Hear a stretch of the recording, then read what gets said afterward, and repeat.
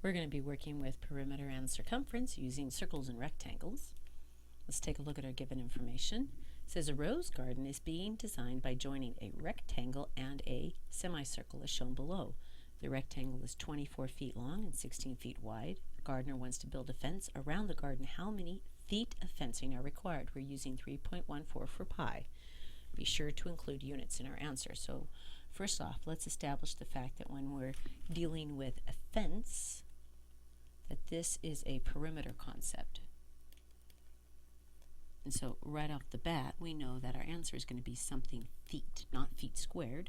Perimeter is a one-dimensional concept, so that's the first thing. So to get the perimeter, we're just going to walk it around. 24 plus 16 plus 24. So that's in our first part.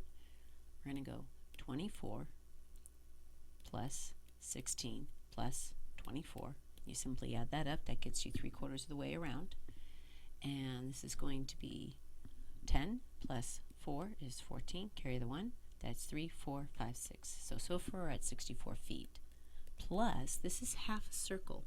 Now, we know the circumference of a circle is d pi.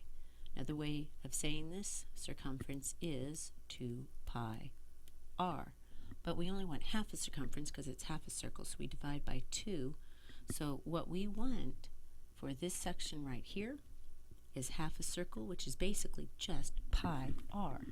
So we're going to do 64 feet plus pi times our radius, which our diameter is 16, therefore our radius is going to be 8, so it's 8 pi.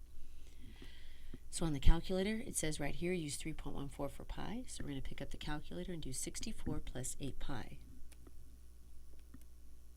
So I'm going to start with 8 pi, so 8 times 3.14. I'm going to add 64 to that. We're told not to round, include units in our answer, so it's going to be 89.12.